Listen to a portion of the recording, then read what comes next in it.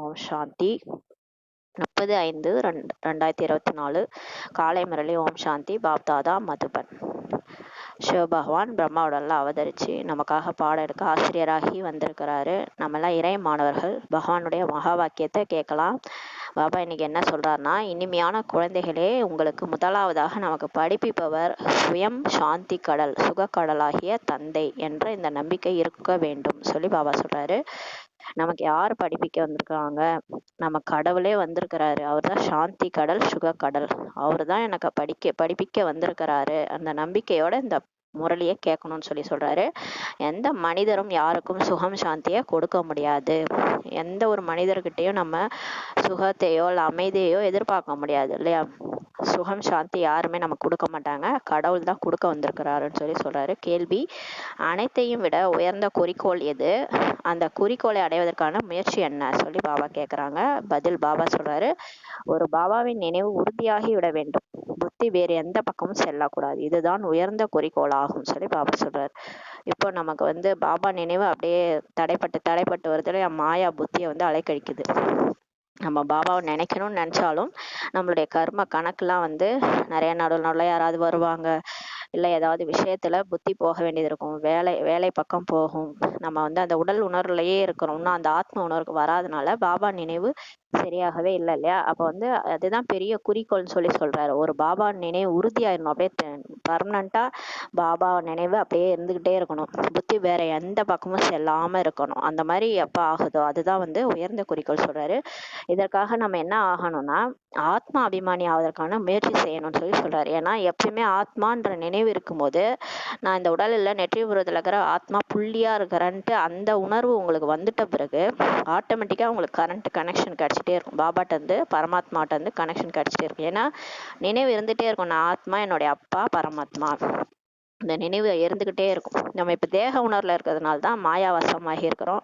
அடிக்கடி மறந்துடுது, நான் ஆத்மா நடிக்க வந்திருக்குன்றதே மறந்துடுது. தேகம்தான் நான்ற மாதிரி ரொம்பவுமே அந்த அரைக்கல்பமும் அந்த நடிப்புனால நமக்கு அந்த பழக்கம் ஆயிடுச்சு. அதான் பாபா சொல்றாரு, இதுக்கு நம்ம முக்கியமானது ஆத்ம அபிமானி ஆவதுக்கான முயற்சி செஞ்சாதான் நிரந்தர பாபா நினைவு இருக்கும்னு சொல்றாரு. நீங்கள் ஆத்ம அபிமானி ஆகிவிடும் போது அனைத்து விகார எண்ணங்களுமே உங்களுக்கு முடிந்து போயிடும் சொல்லி சொல்றாரு. நம்ம ஆத்மான்ற உணர்வு வந்துட்டோம். நமக்கு ஆத்மாவா இருக்கிறதா பிடிக்குது. அந்த தேக சம்பந்தப்பட்ட தேகமே பிடிக்கல அப்படின்னா ஆத்மா அபிமானியா ஆயிடுவோம். அப்ப ஆத்மா அபிமானியா ஆகும்போது எந்த விதமான விகார எண்ணங்களும் நமக்கு வரவே வராது. இவங்க கெட்டவங்க, இவங்க நல்லவங்க, நம்ம அந்த காமம், கோபம், பற்று, ஆசை, அகங்காரம் சம்பந்தப்பட்ட எந்த எண்ணங்கள், நான் என்ற எண்ணம் கூட வராது. நான் என்ற அகங்காரம் கூட, ஈகோ கூட வராது. எதுவுமே வராது. அப்படியே பாப்சமான் ஆயிடுவோம். அந்த ஆத்ம அபிமானி நிலை வரும்போதுதான் அப்படி ஆகுன்றாரு. புத்தி அலைவது நின்று விடும் சொல்லி சொல்றாரு. புத்தி சுத்தமா அலைய பாயறது நின்றுடும். தேகத்தின் பக்கம் முற்றிலும் பார்வையே போகாது. நம்ம அந்த தேகத்தை பார்க்கவே மாட்டோம். இதுவே குறிக்கோள் ஆகும் சொல்லி பாபா சொல்றாரு. இதுதான் முக்கியமான குறிக்கோள். இதை அடையறவங்க தான் வெற்றி அடைய முடியும். இதனை அடைவதற்காக தான் ஆத்மா அபிமானி ஆகுங்கள் சொல்லி பாபா சொல்றாரு. குழந்தைகளே, இப்போ நீங்க ஆத்மா அபிமானி ஆகுங்க. ஆனா பாபா டெய்லி முரளியில கொஞ்சம் கொஞ்சமா சொல்லி புரிய வச்சுட்டு இருக்கிறாரு. ஆனா இன்னும் அந்த நிலை வரல. அந்த ஆத்மா அபிமானி நிலை யாருக்குமே வரல. அதான் பாபா சொல்றாங்க, ஆத்மா அபிமானி ஆகிறது தான் பெரிய முயற்சி, உயர்ந்த குறிக்கோள். அது அப்பதான் இறைவனோட நினைவு நிரந்தரமா இருக்கும் சொல்லி சொல்றாரு. ஓம் சாந்தி. ஆன்மீக குழந்தைகளுக்காக ஆன்மீக தந்தையை இப்ப புரிய வைக்கிறாரு. இவரை பிரம்மா பாபாவை ஆன்மீக தந்தை என்று சொல்ல மாட்டோம். இப்ப பிரம்மா பாபா வந்திருக்காருல, அவரு உடம்புல சிவபாபா வராரு. பாக்குறவங்களாம் பிரம்மா பாபாவை தான் கடவுள் நினைச்சிட்டு வர்றாங்க. ஆனா இவர் கடவுள் கிடையாது. ஆன்மீக தந்தை, நம்ம ஆத்மாவுடைய தந்தை பரம்பிதா பரமாத்மா. அவர் கண்ணுக்கு தெரிய மாட்டாரு. ஆனா இவர் உடல்ல அவர் பிரவேசிச்சு பாடம் எடுக்கிறாரு. ஆனா இவரை நம்ம ஆன்மீக தந்தைன்னு சொல்ல மாட்டோம் சொல்றாரு. இன்றைய நாளை சத்குருவார் என்று சொல்கிறோம். இன்றைக்கு வியாழக்கிழமைன்னு சொல்றோம். குருவார் என்று சொல்வது கூட தவறாகும் சொல்லி சொல்றாரு. வியாழக்கிழமைய சத்குருவார்னு தான் சொல்லணுமா, குருவார்னு கூட சொல்லக்கூடாதான். இது சத்குருவார் ஆகும். வியாழக்கிழமைனாலே சத்குருவார். குருக்கள் நிறைய பேர் இருக்கிறாங்க. ஆனா சத்குரு ஒரே ஒருவர் தான் ஆவார். சத்தியமான குரு ஒருத்தர் தான். அவர் தான் நமக்கு சத்தியமான கண்டத்துக்கு அழைச்சிட்டு போறாரு. நம்ம கூடவே கூட்டிட்டு போறவங்க தான் குரு. நம்மளை விட்டுட்டு போறவங்க குரு கிடையாது.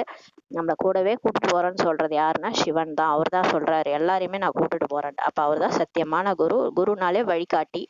நம்மளை கூடவே இருந்து அழைச்சிட்டு போறாரு. நிறைய பேர் தன்னை குருன்னு சொல்லிக்கிறாங்க, ஆனா சத்குரு என்று கூட சொல்லிக் கொள்கின்றனர். ஆனா குரு மற்றும் சத்குரு என்பதில் வித்தியாசம் இருக்கிறது என்று குழந்தைகளாகிய நீங்கள் இப்போது புரிந்திருக்கிறீர்கள் சொல்லி சொல்றாரு.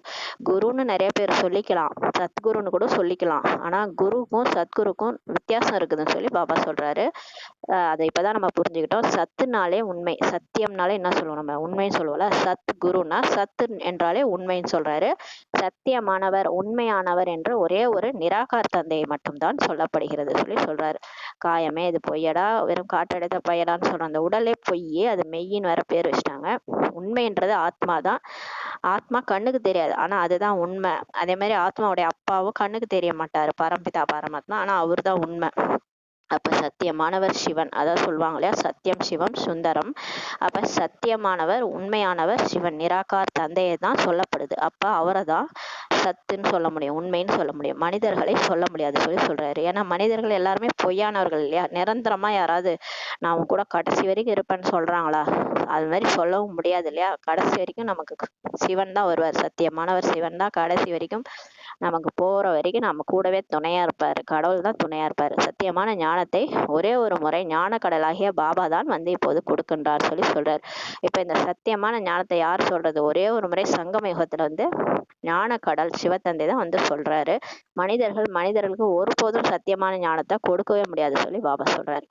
ஒரு மனுஷங்க இன்னொருத்தவங்களுக்கு இந்த மாதிரி உண்மையான ஞானத்தை கொடுக்க முடியாது. குழந்தைகளேன்னு கூட நம்ம மனிதர்கள் போய் மனிதர்களுக்கு சொல்ல முடியாது. ஏன்னா அவங்களுக்கு வேற யாரோ குழந்தைங்கள்லாம் இருப்பாங்க. நம்மளை குழந்தைன்னு சொன்னாங்கன்னா நம்ம நம்ப முடியாது இல்லையா. நம்ம குழந்தைன்னு சொன்னாலே அது கடவுளா தான் இருக்கும். சத்தியமானவர் ஒரே ஒரு நிராகார தந்தை மட்டும்தான் ஆவார் சொல்லி பாபா சொல்றாரு. அப்ப உண்மையானவர் சத்தியம் சிவம் சுந்தரம்ன்றவர் ஒரே ஒரு நிராகாரமான தந்தை. நிராகாரனா அவருக்கு ஆகார சரீரம் கூட கிடையாது, ஒரு புள்ளியா இருக்கிறாரு. அதனாலதான் நிராகார், இன்கார்பரியல் காட்ஃபாதர்ன்னு சொல்லிட்டு சொல்லுவாங்க, கிறிஸ்துவ பைபிள்ல சொல்லியிருப்பாங்க. இன்கார்பரியர்னா நிராகார்னு அர்த்தம். அதாவது அவருக்கு புள்ளியா இருக்கிறாரு, லைட்டா இருக்கிறாரு, ஒளி வடிவமா இருக்கிறாரு. நிராகார் தந்தை மட்டும்தான் சத்தியமானவன் சொல்ல முடியும். இவருடைய பெயரோ பிரம்மா ஆகும். இவர் வந்து நமக்கு பிரம்மா பாபா இருக்காருல்ல, அவர் பேர் வந்து பிரம்மான்னு இவர் வச்சிருக்கிறாரு. உண்மையில அவர் பேர் வந்து லேக்ராஜ்னு இருந்தது. இவர் பிரவேசமாகி அவரை பிரம்மா ஆக்கி அவர் மூலமா படைப்பு படைக்கிறாரு. இவர் யாருக்குமே ஞானம் கொடுக்க முடியாது. பிரம்மாவுக்கு கூட ஞானம் தெரியாது, அவருக்கு கூட அந்த அளவுக்கு அறிவு கிடையாது. சிவனுக்கு தான் எல்லாமே. அவர் தான் ஞான கடல். அவர் வந்துதான் இவர் உடம்பு மூலமா அவர் தான் பேசிட்டு இருக்கிறாரு. இவருக்கு எதுவுமே தெரியாது. இவர் யாருக்குமே ஞானம்லாம் கொடுக்க முடியாது சொல்றாரு. பிரம்மாவிடம் ஞானம் கொஞ்சமே இருக்கவில்லை. சிவபாபா பிரவேசிக்கிறதுக்கு முன்னாடி பிரம்மா பாபாட்ட இவ்வளவு ஞானம் இருந்துச்சான்னு கேட்டா இந்த 4 பக்கம் முரளிலாம் பிரம்மா பாபா எழுதல, சிவபாபா தான் இதெல்லாம் சொல்லி அவர் எழுதிட்டு இருக்கிறாரு. அப்ப இந்த ஞானம் அவர்கிட்ட கொஞ்சம் கூட இல்லைன்னு சொல்றாரு. இவருக்குள் முழு ஞானமும் இல்லை என்று இப்போது கூட சொல்கிறோம். இப்போ கூட நம்ம சொல்றோம், அந்த பிரம்மா பாபாக்கள்ல முழு ஞானமும் கிடையாது. முழுமையான ஞானம் ஞான கடல் பரம்பிதா பரமாத்மாவுடன் தான் இருக்கிறது சொல்லி பாபா சொல்றாரு. பாருங்க, இந்த உலக சிருஷ்டி ஞானம் எல்லைக்கு அப்பாற்பட்ட விஷயம். சரித்திரம் பூகோளம் எதுவுமே நமக்கு வந்து தெரியாது, பிரம்மா பாபாவுக்கும் தெரியாது, மனுஷங்க சாதாரணமானவங்களுக்கு தெரியாது. இது எல்லாமே கடவுள் ஞான கடல் பரம்பிதா பரமாத்மா சிவனுக்கு மட்டும் தான் தெரியும் சொல்லி சொல்றாரு. தன்னை சத்குரு என்று சொல்லிக் கொள்ளும் அளவு எந்த மனிதருமே இப்போது கிடையாது சொல்லி சொல்றாரு. சத்தியமான குருன்ட்டு சொல்லுகிற அளவுக்கு எந்த மனுஷனுங்களும் இப்ப கிடையாது. சத்குரு என்றாலே முழுமையான சத்தியம் சொல்லி பாபா சொல்றாரு. சத்குருன்னு பேர் வச்சுக்கணும்னா அவங்க சத்தியமானவங்க, முழுமையான சத்தியம், அவங்க பேசுறதே உண்மையா இருக்கணும், அவங்க தான் சத்குருன்னு சொல்லி சொல்றாரு. நீங்கள் சத்தியமானவராக ஆகிவிட்ட பிறகு இந்த சரீரமே இருக்காது சொல்லி பாபா சொல்றாரு.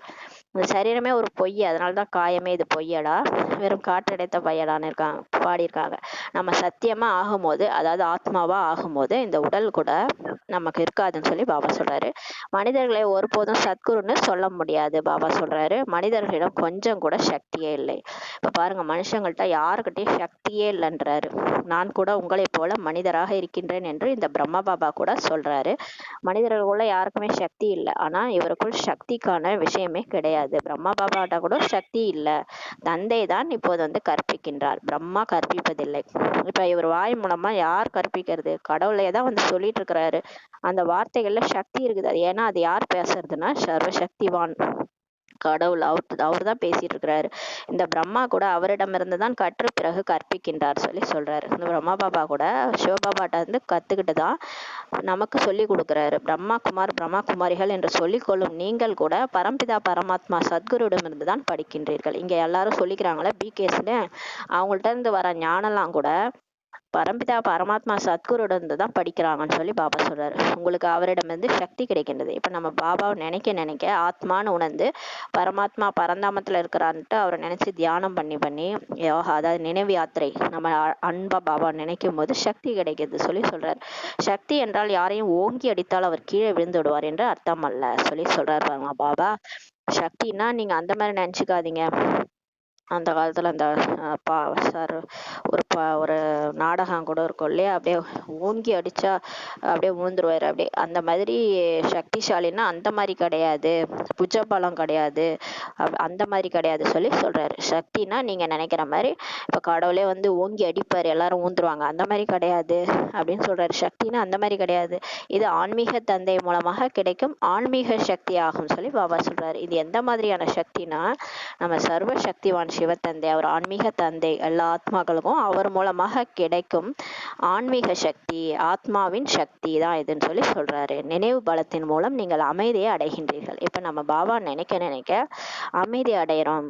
அமைதி அடைஞ்சு மற்றும் படிப்பின் மூலமாக உங்களுக்கு சுகம் கிடைக்கிறது சொல்லி சொல்றாரு. நமக்கு பாபா கிடைச்சோடனே நம்ம அமைதி ஆயிட்டோம். அப்புறம் அவரை கொடுக்குற படிப்பு படிச்சு படிச்சு அவர்கிட்ட பேசிட்டு இருக்கிற ஒரு திருப்தி இருக்குல்ல, டெய்லியுமே கடவுள் என் கூட வந்து பேசிட்டு இருக்கிறாரு. இந்த படிப்பு மூலமா தான் என் கூட பேசிட்டு இருக்கிறாரு. அவர் ஆசிரியரா வந்து படிப்பிச்சிட்டு இருக்கிறாரு. அவர் கூட நான் பேசிட்டு இருக்கேன்னும் போது நமக்கு என்ன கிடைக்கிது, சுகம் கிடைக்கிறது சொல்லி சொல்றாரு. எப்படி மற்ற ஆசிரியர்கள்லாம் உங்களுக்கு கற்பிக்கின்றனரோ அது போலதான் இப்ப பாபா கூட கற்பிக்கிறாரு. அந்த எல்கேஜி யூகேஜி ப்ளஸ் டூலலாம் நமக்கு ஆசிரியர்கள் படிக்க வச்சாங்களே, அந்த மாதிரி தான் இப்போ பாபாவும் நமக்கு வந்து இந்த உலகியல் ஞானம், அப்புறம் இந்த வாழ்வியல் கல்வி, எப்படி வாழணும், எப்படி மரணம், எப்படி சாகணும் எல்லாமே சொல்லி கொடுக்குறாரு. இந்த உடல்ல இருந்து எப்படி நம்ம போகிறது எல்லாத்தையும் கடவுள் ஆசிரியர் வந்து சொல்லி கொடுக்குறாரு. எங்கேயும் கிடைக்காத ஞானம் வந்து கடவுளே வந்து இப்போ சொல்லி கொடுக்குறாரு. இப்போ பாபா சொல்றாரு பிரம்மா கூட கற்கின்றார். இந்த பிரம்மா பாபா கூட நமக்கு கற்றுக் கொடுக்குறாரு. மாணவராகவும் இருக்கிறாரு. அவரும் ஸ்டூடெண்டாகவும் இருக்கிறாரு. அவருக்கு வந்து டீச்சர் வந்து இந்த சிவபாபா தான். நமக்கும் டீச்சர் சிவபாபா தான். ஆனா நடுவில் பிரம்மா பாபா அவருக்கு தெரிஞ்சது ஞானத்தையும் நமக்கு சொல்லி கொடுக்குறாரு. தேகதாரிகள் அனைவருமே மாணவர்கள் தான் சொல்லி சொல்றாரு. இங்க யாரெல்லாம் தேகத்துல உட்காந்துருக்காங்களோ எல்லாருமே ஸ்டூடெண்ட்ஸ் தான் சொல்லி சொல்றாரு. பாபாவுக்கு தேகம் கூட கிடையாது. பாருங்க, சிவபாபா நிராகாரமானவர்.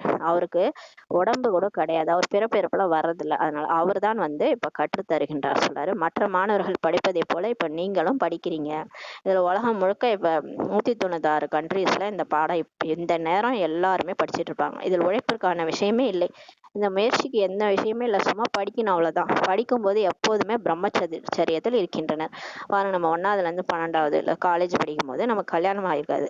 நம்ம என்ன பண்ணோம், பிரம்மச்சரியத்துல இருப்போம். அப்ப நல்ல புத்தியில ஏறும். படிக்கிற வயசுல படிக்க வைங்கன்னு சொல்லுவாங்க பாருங்களேன். அதனால பாபா சொல்றாரு, பிரம்மச்சரியத்துல இருக்கும்போது படிச்சாதான் புத்தியில நல்லா ஏறும்னு சொல்றாரு.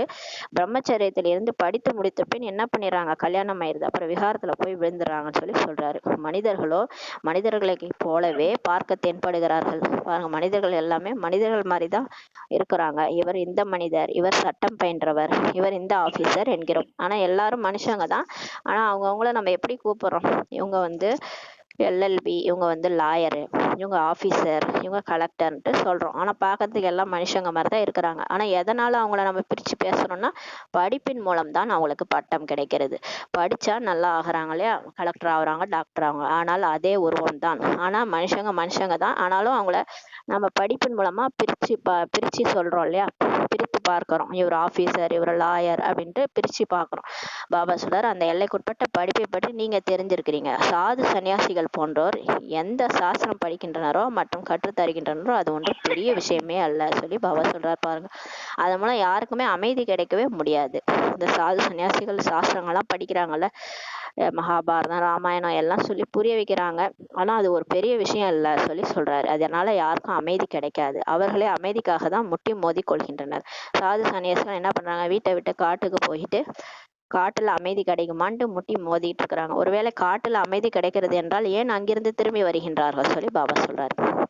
சரி காட்டுக்கு போறாங்க இல்லையா, அங்க அமைதி கிடைக்குதுன்னா அப்புறம் திரும்பவும் ஏன் நாட்டுக்கு வராங்க? அது இந்த காலத்து சாமியார்கள்லாம் காட்டுல எல்லாம் இருக்கிறது இல்லை இல்லையா, நாட்டிலே தான் நல்லா வீடு வாசல்லாம் கட்டிக்கிட்டு இருக்கிறாங்க. ஏன்னா அந்த காலத்துல துவாபரகம் அப்ப வந்து சன்னியாசிகள்லாம் வந்து காட்டுல தான் வாழ்ந்தாங்க. அங்க சிங்கம் புலிலாம் கூட அவங்கள பார்த்து அப்படியே என்ன ஆயிடும், எல்லாமே மயங்கி போய் உக்காந்துரும். ஏன்னா அவங்கள்ட்ட அந்த அளவுக்கு ரஜோ குணத்துல இருந்ததுனால சிங்கம் புலிலாம் அந்த நேரத்துல ரஜோ பிரதானமா இருந்தது. ஆனா இப்ப வந்து தமோ பிரதானமா ஆயிட்ட காரணத்தால யாரும் காட்டுக்கு கூட போக முடியாது இல்லையா, எல்லா சாமியார்களும் நாட்டுல தான் இருக்கிறாங்க. ஆனா அவங்களுக்கு அமைதி காட்டுல கூட கிடைக்காதனால தான் திரும்பி வந்துட்டாங்கன்னு சொல்லி சொல்றாரு.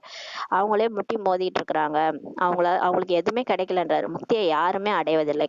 யாருமே இது வரைக்கும் பிறப்பிறப்புல இருந்து தப்பிச்சு போகவே இல்லை, எல்லாம் திரும்ப திரும்ப பிறந்துட்டு தான் இருக்காங்க சொல்லி சொல்றாரு.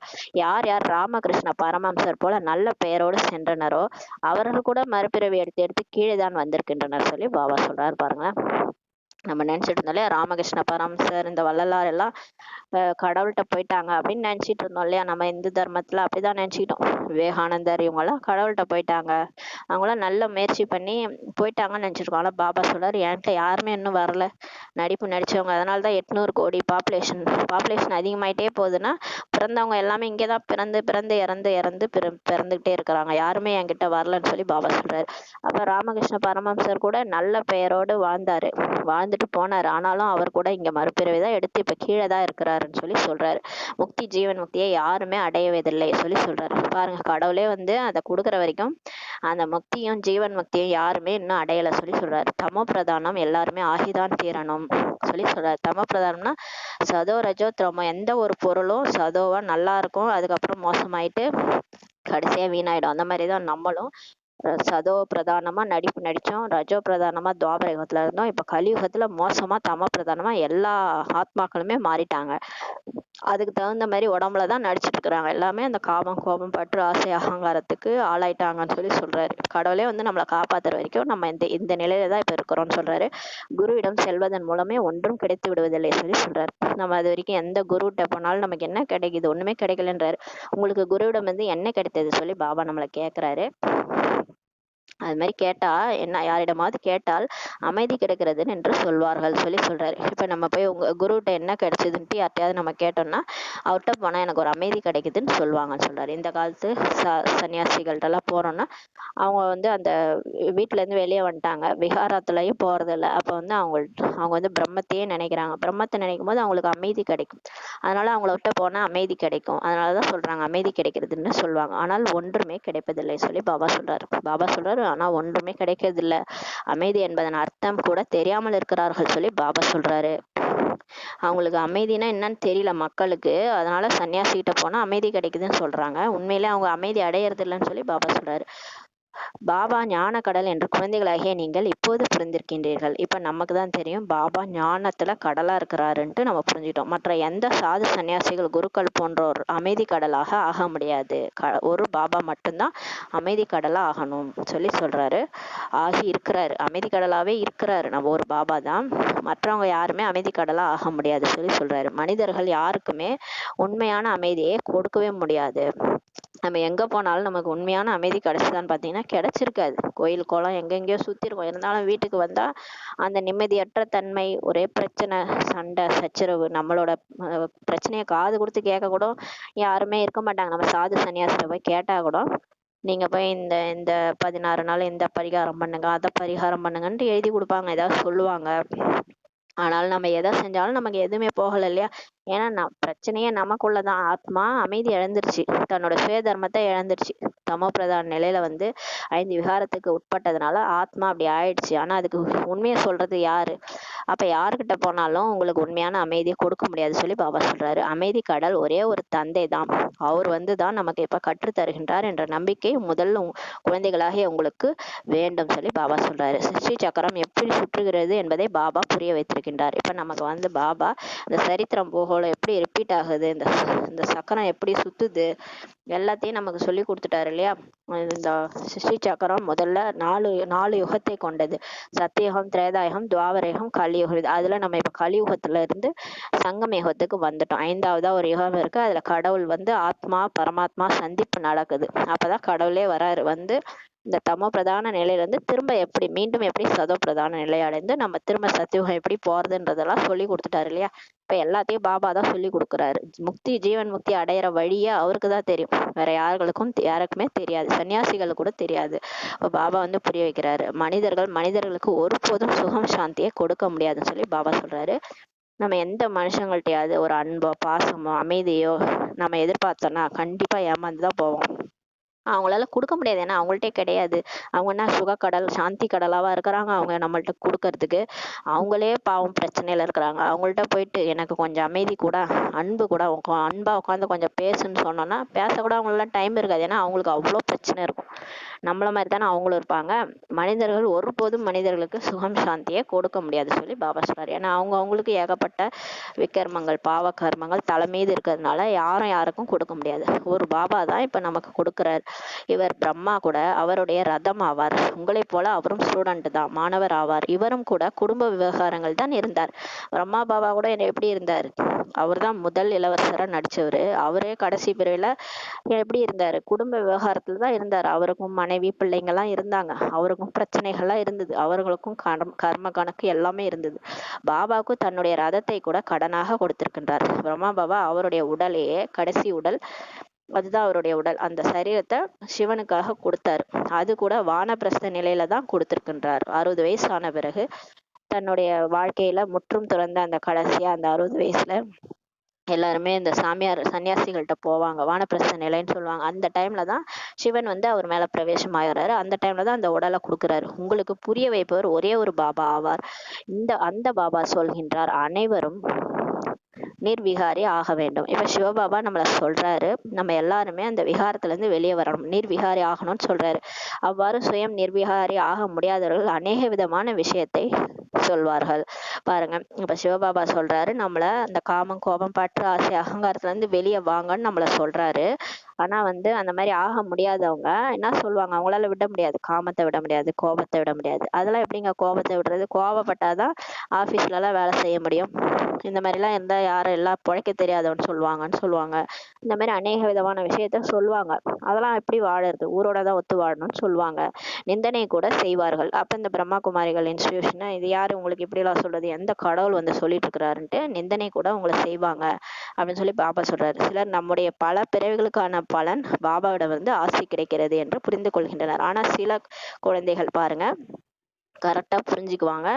ஆமா நம்ம தவறு பண்ணிட்டோம், தம பிரதானமா ஆயிட்டோம், இப்ப நம்ம பண்ண பல பிறவிகளுக்கான பலன், பக்தி செய்த பலன் தான் நமக்கு கடவுள்கிட்ட இருந்தே ஆசி கிடைக்குதுன்னு புரிஞ்சுக்கிறாங்கன்னு சொல்றாரு. பாபா தான் இப்ப நம்ம வந்து விடுவிக்கிறார், லிபரேட் பண்றாரு, எல்லா விஷயத்துல இருந்து விடுவிக்கிறார். எல்லையற்ற தந்தை தான் நம்மளை விடுவிக்கின்றார் அல்லவா சொல்லி பாபா சொல்றாரு. இவரை கூட பிரம்மா பாபா கூட கடவுள் தான் வந்து விடுவிக்கின்றார். சிவபாபா தான் விடுவிக்கின்றார். குழந்தைகளை பாதுகாக்க முயற்சி செய்தார். யாரால் விடுபட முடியுமோ அவர்களை விடுவித்தார். பாருங்க, இதுல வந்து எல்லாருமே வெளியே வர முடியாது சொல்றார் பாபா. யாரால விடுபட முடியுமோ அவங்கள எல்லாரையும் கடவுள் விடுவிச்சிட்டாரு. நமக்கு கற்பிப்பவர் எந்த மனிதருமே கிடையாது என்று இப்போது குழந்தைகளாகி உங்கள் புத்தியில் இருக்கிறது சொல்லி பாபா சொல்றாரு. இப்ப நம்ம இந்த முரளி படிச்சுட்டு இருக்கிறோமே, இது யாரோ இந்த பிராமாவோ இல்ல பிராமணிகளோ சொல்றது இல்ல, இது கடவுளே வந்து சொல்லிட்டு இருக்காரு. எந்த மனுஷங்களும் இந்த பாடத்தை எடுக்கலன்றது உங்க புத்தியில வந்துருச்சுன்னு சொல்லி சொல்றாரு. ஏன்னா அவ்வளவு விஷயம் இதுல இருக்கு. இத சாதாரண மனுஷங்க இந்த முரளிய சொல்ல முடியாது. இந்த ஒரு லைனுமே படிக்கும்போது ஆத்மாவுக்கு சக்தி கிடைக்குது. ஆத்மாவுக்கு தன்னுடைய பழைய நினைவு திரும்புது. அப்ப இதை யார் சொல்லிட்டு இருப்பாங்க? இந்த முரளி பாயிண்ட்ஸ்ல அவ்வளவு சக்தி இருக்குதுன்னா அதை யார் சொல்லிட்டு இருக்கிறாங்க? சர்வ சக்திவான் சிவத்தந்தையே, கடவுளே, உலகத்தை படைச்சவர், அவரே வந்து சொல்லிட்டு இருக்கிறாரு. சர்வ சக்திவான் என்று ஒரே ஒரு நிராகார தந்தையை தான் சொல்லப்படுது சொல்லி சொல்றாரு. வேற யாரையுமே அப்படி சொல்ல முடியாது. அவர்தான் உங்களுக்கு ஞானம் கொடுத்து கொண்டிருக்கின்றார் சொல்லி பாபா சொல்றாரு. பாருங்க, பிரம்மா பாபா சொல்றாரு, சிவபாபா தான் வந்து உங்களுக்கு ஞானத்தையே சொல்லிட்டு இருக்கிறாரு. பாபா தான் உங்களுக்கு புரிய வைக்கின்றார். இப்ப சிவபாபா தான் வந்து புரிய வைக்கிறாரு. இந்த விகாரங்கள் உங்களுக்கு அனைத்தையும் விட பெரிய எதிரி ஆகும் சொல்றாரு. ஏன்னா இந்த உடலை விட்டு போறதுக்கு தடையா இருக்கிறதே இந்த பற்று ஆசை அகங்காரம் காமம் கோபம். இதுல நம்ம மாட்டிக்கிட்டு சிக்கிக்கிட்டு பல பிறவிகளா இதே வேற வேற உடல் எடுத்து இங்கேதான் நடிச்சிட்டு இருக்கிறோம். இது நம்மளுடைய பெரிய எதிரின்னு சொல்லி பாபா சொல்றாரு. இதனை விட்டு விடுங்கள் சொல்லி பாபா சொல்றாரு. பிறகு யாரால் விட முடியும் இல்லையா? அவங்க என்ன பண்ணுவாங்க? வீட்டுல போய் எவ்வளவு சண்டை இடுகின்றனர். அவங்கள யாராலையும் விட முடியல. இங்க வந்து யோகா பண்ணாலும், நம்ம வந்து ஞானம் கேட்டாலும் விட முடியாதவங்க என்ன பண்ணாங்க, வீட்டுல போய் சண்டை போடுறாங்கன்னு சொல்றாரு. தாய்மார்கள் கூட சில பேர் விகாரத்திற்காக பெரிய பிரச்சனை செய்பவர்களாக இருக்கின்றனர். பாருங்க, மாதாஸ் கூட சில பேர் விகாரத்துக்காக வீட்டுல பெரிய பிரச்சனை செய்யறவங்களா இருக்கிறாங்கன்னு சொல்லி பாபா சொல்றாரு.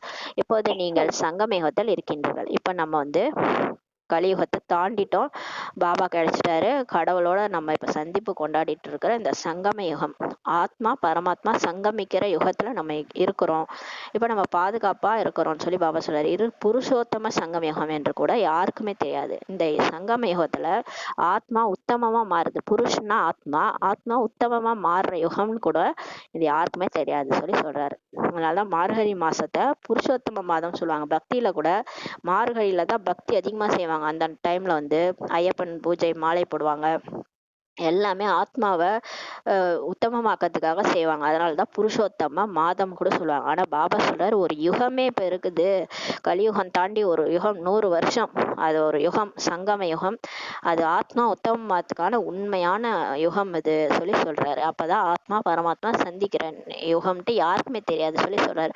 பாபா எவ்வளவு நன்றாக புரிய வைக்கின்றார். நிறைய பேருக்கு முழுமையான நம்பிக்கை இருக்கிறது. இப்ப பாபா புரிய வைக்க நிறைய பேருக்கு நம்பிக்கை வருதுன்னு சொல்றாரு. சிலருக்கு பாதி நம்பிக்கை தான் இருக்கிறது, சிலருக்கு 100% இருக்குது, சிலருக்கோ 10% தான் நம்பிக்கை இருக்கிறது. பாருங்க, கேக்குறாங்க ஞானம் பிகேஸ், அந்த பிகேஸ்க்கே பாதி நம்பிக்கை தான் இருக்கு. சிலருக்கு 100% பாபா மேல நம்பிக்கை இருக்கு. பாபா தான் இதை எடுக்கிறாரு, கண்டிப்பா சத்தியுகம் வரப்போகுது, நான் கண்டிப்பா தேவதையாகி போக போறேன், நான் பல பிறவி செஞ்ச பக்தி தான் எனக்கு பகவானே கிடைச்சிருக்கிறாருன்ட்டு 100% அவங்களுக்கு நம்பிக்கை இருக்கு. ஆனா சிலருக்கு 10% கூட நம்பிக்கை கிடையாது. இந்த சும்மாத்துக்குன்னு இந்த ஞானம் கேட்டிருக்கிறாங்கன்னு சொல்றாரு. இப்போது பகவான் ஸ்ரீமத் கொடுக்கிறார். அவரே வந்து ஸ்ரீமத் கொடுக்கிறார். குழந்தைகளே, என்ன நினைவு செய்யுங்க, இது பாபாவின் பெரிய கட்டளையாகும். குழந்தைகளே, உங்களை புத்தி அங்கங்க மாயா ஏத்துட்டு போவோம், இருந்தாலும் அதோட போராடி என்ன நினைங்க, ஆத்மான்னு உணர்ந்து என்ன நினைங்கன்றாரு. நம்பிக்கை ஏற்பட்டால் தான் அந்த கட்டளைப்படி நடப்போம் அல்லவா. உங்களுக்கு நம்பிக்கை இருந்தா தானே என்ன நினைப்பீங்கன்னு சொல்லி பாபா சொல்றாரு. என்னுடைய இனிமையான குழந்தைகளே, நீங்கள் உங்களை ஆத்மா என புரிந்து தந்தையை நினைவு செய்யுங்கள்ட்டு சிவபாபா சொல்கின்றார். இவரை பிரம்மா பாபாவை நினைவு செய்யக்கூடாது. சிவபாபா சொல்றாரு, பிரம்மா பாபாவை நினைவு செய்யக்கூடாது. சில பேர் பிரம்மா பாபா போட்டோ பார்த்துட்டு அவரு தான் கடவுள் நினைச்சுக்கிறாங்க இல்லையா, அவரை நினைச்சிட்டு இருக்கிறாங்க. அவரை கூட நினைக்க கூடாது. அவர் ரதம் தான், அவர் உடம்புல இவர் வராரு. சிவபாபா நினைவுல தான் நம்ம கடைசியா சரீரம். ஏன்னா நம்ம ஆத்மா வந்து சாந்தி தாமத்துக்கு போகணும். பரமாத்மா தான் அப்பா, அவர்கிட்ட நம்ம போகணும், வீட்டுக்கு போகணும். இங்க யாரையும் தேகதாரிகளை நினைக்க கூடாது. நம்ம தேகத்தையே மறக்க சொல்றாரு. அப்புறம் எப்படி பிரம்மா பாபாவை நினைக்க சொல்வாரா? பிரம்மா பாபா கூட சொல்கிறார், நான் இந்த முரளியை சொல்றதில்ல, என் மூலமாக பாபா தான் வந்து உங்களுக்கு சொல்கின்றார் சொல்லி பிரம்மா பாபாவும் சொல்றாரு. எப்படி குழந்தைகளாகிய நீங்க படிக்கிறீங்களோ அது போலதான் பிரம்மா பாபாவும் படிக்கிறாரு. அவரும் ஸ்டூடெண்ட் தான், அனைவரும் மாணவர்கள் ஆவார் சொல்லி பாபா சொல்றாரு. கற்றுத்தருவர் ஒரே ஒரு டீச்சர் தான், அவரும் சிவபாபா தான். அங்கே அனைவருமே மனிதர்களிடம் படிக்கின்றனர். இங்கே உங்களுக்கு ஈஸ்வரனே கற்பிக்கின்றார். பாருங்க, எவ்வளவு ஒரு பாக்கியம், கடவுளே வந்து நமக்கு கற்பிக்கின்றார். ஆத்மாக்களாகிய நீங்கள் இப்போது படிக்கின்றீர்கள். நம்ம வந்து உடல்ல இருக்கிற ஜீவாத்மா, ஜீவன்னா உடல்ல இருக்கிற ஆத்மா நம்ம படிச்சுட்டு இருக்கிறோம். பிறகு நீங்கள் மற்றவர்களுக்கு கற்பிக்கின்றீர்கள். நம்ம படிச்சு மற்றவங்களுக்கு சொல்லிக் கொடுக்குறோம். இதில் மிகவும் ஆத்மாபிமானி ஆக வேண்டும். வக்கீலாகவும் பொறியாளராகவும் ஆத்மா தான் ஆகின்றது சொல்லி பாபா சொல்றாரு. பாருங்க, நம்ம வந்து ஆத்மா, நான் இந்த உடல்ல இருக்கிறேன், நான் தான் இந்த மாதிரி ஆகிறேன், ஆத்மாபிமானி ஆகணும். நீங்க வக்கீலா பொறியாளரா கூட யார் ஆகுறாங்க? அந்த உடல்ல இருக்கிற ஆத்மா தான் ஆகுது. அந்த உடல்ல இருந்து அந்த ஆத்மா போயிடுச்சுன்னா அடுத்த ஜென்மத்துல அது வக்கீல் கிடையாது, பொறியாளர் கிடையாது. அந்த ஜென்மத்துல அந்த ஆத்மா தான் படிச்சு அந்த மாதிரி வக்கீல் ஆகுது, இன்ஜினியர் ஆகுது சொல்லி பாபா சொல்றாரு. ஆத்மாவுக்கு இப்போது தேகாபிமானம் வந்து விட்டது. ஆத்மா 2500 வருஷமா தேகம்னு நினைச்சுக்கிச்சு, அது தேகாபிமானம் அதுக்கு வந்துருச்சுன்னு சொல்லி சொல்றாரு. ஆத்மா அபிமானுக்கு பதில் தேகாபிமானியாக ஆகிவிட்டனர் எல்லாருமே. பாருங்க, அரை கல்பம் சத்தியுகம் திரேதாயுகத்துல ஆத்மாபிமானியா இருந்தாங்க. ஒழுங்கா உடலை விட்டு இன்னொரு உடல் நடிச்சாங்க, சுகம் சாந்தியா இருந்தாங்க. அவங்களே பார்க்கறதுக்கு கடவுள் மாதிரி இருப்பாங்க. அந்த அளவுக்கு ஆத்மாபிமானி நிலையில இருந்தாங்க. ஆனா இப்ப வந்து 2500 வருஷமா துவாபரயுகம் கலியுகத்துல தேகாபிமானியா ஆயிட்டாங்கன்னு சொல்லி சொல்றாரு. ஆத்மாபிமானி ஆகிவிடும் போது அவர்களை விகாரி என்றே சொல்ல முடியாது சொல்லி சொல்றாரு. எப்ப நீங்க எல்லாம் ஆத்மாபிமானியா ஆயிடுறீங்களோ அப்ப உங்களை விகாரினே சொல்ல முடியாது சொல்லி பாபா சொல்றாரு. அவர்களுக்கு விகார எண்ணம் ஒருபோதும் வர முடியாது. யார் ஆத்மாபிமானி ஆயிடுறாங்களோ அவங்களுக்கு அந்த காமம், கோபம், பற்று, ஆசை, அகங்காரம் என்ற எண்ணம் வந்து ஒருபோதும் வரவே முடியாது மாறிடுதுன்னு சொல்லி சொல்றாரு. தேக அபிமானத்தினால்தான் எல்லா விகார எண்ணங்களுமே வருதுன்னு சொல்லி சொல்றாரு. அப்ப நமக்கு இந்த 5 விகாரங்கள் ஏதாவது வந்துச்சுனாலே தெரிஞ்சுக்கலாம் நம்ம வந்து தேக அபிமானத்துல தான் இருக்கிறோம். அப்ப இன்னும் நம்ம மாறல, இன்னும் நம்ம ஆத்மாபிமானியா ஆகலன்னு புரிஞ்சுக்கலாம்னு சொல்லி சொல்றாரு. பிறகு விகார பார்வையோட பார்க்கின்றனர். தேகாபிமானத்துல வந்ததுனால யாரை பார்த்தாலும் தேகமா பார்க்க வேண்டியது. இவங்க ஒல்லியா இருக்கிறாங்க, இவங்க குண்டா இருக்கிறாங்க, இவங்க அழகா இருக்கிறாங்க, இவங்க கருப்பா இருக்கிறாங்க. இது எல்லாமே தேக அபிமானத்துல தானே நம்ம பார்க்கிறோம். விகார பார்வையோட நம்ம பார்க்கணும் இல்லையா? அந்த உடலை பார்க்கறதுனால அந்த விகார பார்வையோட பார்க்கறோம்னு சொல்லி சொல்றாரு. தேவதைகளுக்கு ஒருபோதும் விகார பார்வையே இருக்க முடியாது. தேவதைகள் சொர்க்கத்துல இருந்தாங்க இல்லையா, அவங்க எல்லாருமே அழகா இருப்பாங்க. ஆனா ஒருத்தவங்க மத்தவங்கள பார்த்து அழகா இருக்காங்கன்னு கூட பார்க்க மாட்டாங்க. யாரையுமே விகார பார்வையோட அவங்க பார்க்க மாட்டாங்க. ஏன்னா அவங்களுக்கு 5 விகாரன்றதே என்னன்னே தெரியாது. ஞானத்தினால் பார்வையே மாறிவிடுகிறது சொல்லி சொல்றாரு. பாபா நீங்க சொன்னார்ல, அசுர பார்வையை மாத்துங்க. ஆத்மா ஆத்மா, சகோதரன் சகோதரன்ற பார்வையை எப்ப நீங்க உறுதியாக்குறீங்களோ அப்ப ஆத்மாபிமானி நிலை வந்துரும். அப்ப ஞானம் பாபா கொடுக்குற ஞானத்தின் மூலமாக தான் நம்மளோட பார்வையே மாறிடுதுன்னு சொல்லி சொல்றாரு. அந்த அன்னைக்கு கூட சொன்னார்ல, சிவில் பார்வையா மாத்துங்க. சிவில் கிரிமினல் பார்வையா மாத்துறதுனால தான் உங்களுக்கு பிரச்சனை. சிவில் பார்வையா மாத்துங்கன்னு சொன்னார் இல்லையா? அப்ப ஞானத்தினால, பாபா கொடுக்குற ஞானத்தினால நம்மளோட பார்வையே மாறிடுது. நம்ம எல்லாரையும் நெற்றி பூர்வத்துல இருக்கிற ஆத்மாவா பார்க்கணும். அப்ப பார்க்க பார்க்க நம்ம ஆத்மாபிமானி நிலை வந்துடும். எல்லாரையும் புள்ளியா பார்க்கும்போது ஆத்மாபிமானி நிலை வந்துடுது. குற்றப்பார்வை நீங்கிடுது, சிவில் பார்வை வந்துடுது, பார்வையே மாறிடுது சொல்லி சொல்றாரு. சத்தியுகத்தில் இப்படி அன்பு செய்வார்களா? சத்தியுகத்துல உடம்ப பார்த்துலாம் அன்பு பண்ண மாட்டாங்க. இப்பெல்லாம் பாத்தீங்களா, உடம்ப பார்த்துட்டு அழகா இருந்தாதான் லவ் பண்றாங்க, இல்லைன்னா நீ வேணான்னு சொல்லிட்டு டைவர்ஸ் பண்ணிட்டு போயிடுறாங்க. அந்த முகம் நல்லா இல்ல, முடிய வெட்டிடுறாங்க, கேன்சர் வந்துடுது அப்படின்னா அந்த கணவன் மனைவி மேல இருந்த அன்பே போயிடுது. அந்த மாதிரி விட்டுட்டு டைவர்ஸ் எல்லாம் பண்ணிட்டு போயிடுறாங்க. அப்ப இது வரைக்கும் அவங்க பண்ண அன்பு ஆத்மா மீது கிடையாது, அவங்க விகார அன்பு வச்சிருந்தாங்க, அந்த உடல் மீது அன்பு வச்சிருந்தாங்க. அப்ப உடல் நல்லா இல்லைன்னும் போது விட்டுட்டு போயிடுறாங்க இல்லையா? அப்ப அது உண்மையான அன்பே கிடையாது. சத்தியுகத்துல பாருங்க, இப்படி விகார அன்பு யாராவது செய்வாங்களா அல்லது ஆடுவார்களா என்ன? சத்தியுகத்துல இந்த மாதிரி அன்பு வைக்க மாட்டாங்க. ஆன்மீக அன்பு இருக்கும். அது மாதிரி விகாரமா ஆட்டம் பாட்டம் கொண்டாட்டம்லாம் ஆட மாட்டாங்க. இங்க எப்படி ஆடுறாங்க பாருங்க, அந்த மாதிரி ஆட்டம்லாம் குத்தாட்டம்லாம் அங்க போட மாட்டாங்க. சத்தியுகத்துல ஆன்மீக அன்பு தான் இருக்கும். அங்கே கூட அன்பு செய்வார்கள். அங்க ஆத்மா மீது அன்பு செய்வாங்க. அங்க என்னானாலும் விட்டுட்டு போக மாட்டாங்க. லட்சுமி நாராயணன் அவ்வளோ அழகா இருப்பாங்க. உலகத்திலே உலக அழகின்ற அளவுக்கு அவ்வளோ அழகா இருப்பாங்க. இந்த உலக அழகிகளை விட அவ்வளோ அழகா இருப்பாங்க. ஆனா ஒருத்தவங்க ஆத்மீக அன்பு அங்க இருக்கும்னு சொல்லி சொல்றாரு. ஆனால் விகாரத்தின் துர்நாற்றமே அங்க இருக்காது. அங்க அந்த காமம், கோபம், அந்த துர்நாற்றம்லாம் எதுவுமே இருக்காது சொல்லி சொல்றாரு. பல பிறவிகளாக விகாரத்தில் சென்று விட்டனர். ஆக அந்த போதை எளிதில் இறங்குவதில்லை. பாருங்க, இப்ப நம்ம 63 ஜென்மமா அந்த பிகேஸும் சரி, மற்ற நடிகர்கள் எல்லாருமே விகாரத்துல போயிட்டாங்க. அதனாலதான் அவங்களுக்கு அந்த போதை எளிதில் போக மாட்டுது. கோவப்பட்டே பழக்கம், சிடுன்னு இருந்தே பழக்கம், காம வயப்பட்டே பழக்கம், எல்லாமே அந்த பழக்கம் ஆயிடுச்சு. அந்த நம்ம ஒரு டீ குடிக்கிறதே ஒரு பழக்கத்தையே நம்மளால நிறுத்த முடியல. இந்த ஜென்மத்துல டீ குடிச்சு பழக்கமா இருந்தாலே அந்த டைமுக்கு டீ குடிக்கலன்னா தலை வெடிச்சிடும். அப்ப பாருங்க, அப்ப இந்த மாதிரி பழக்க வழக்கம்லாம் நம்ம எப்படி நிறுத்துறது? திடீர்னு சண்டை போடுற மாதிரி பேசுறது, திடீர்னு கோபமா பேசுறது, இதெல்லாம் பழக்கமாவே ஆயிடுச்சு. அதனால அந்த விகாரத்துல சென்றதுனால அந்த போதை வந்து எளிதில் இறங்குவதே இல்லை சொல்லி பாபா சொல்றாரு.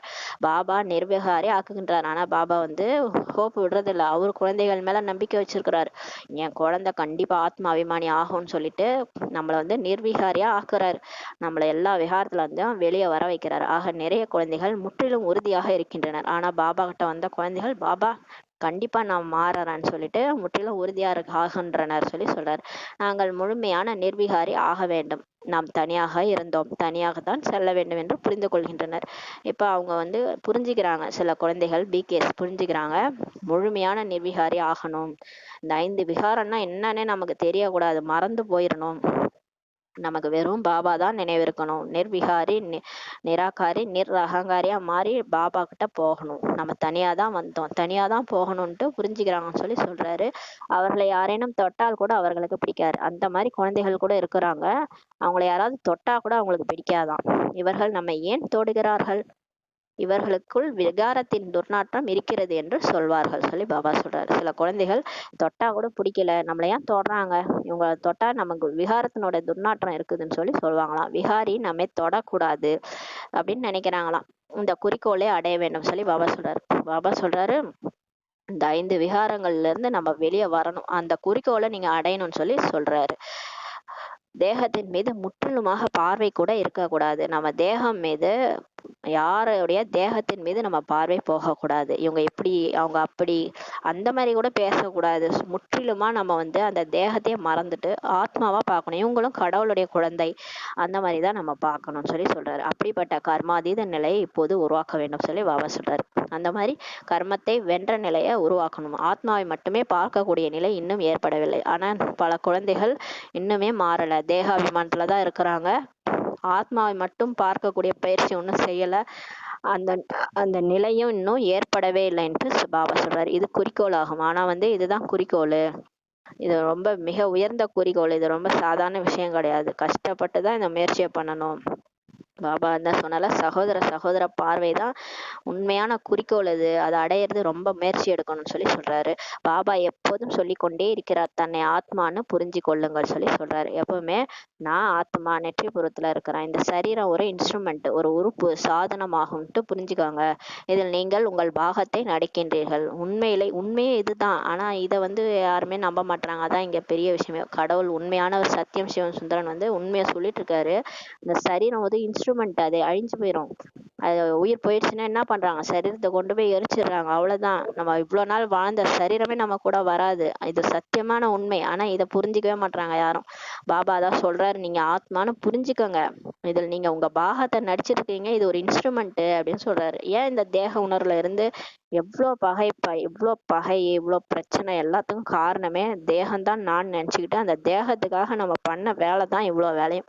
அந்த காமம், கோபம், பற்று, ஆசை, அகங்காரத்துல போய் சிக்கிக்கிட்டதுக்கு காரணமே இந்த தேக அகங்காரம் தான். தேக அபிமானம், தேக அகங்காரம் தான். அதை ஒரேடியா அதை அழிச்சாதான் ஆத்மான்ற உணர்வு வரும்போதுதான் இந்த 5 விகாரம் நம்மளை விட்டு போகும்.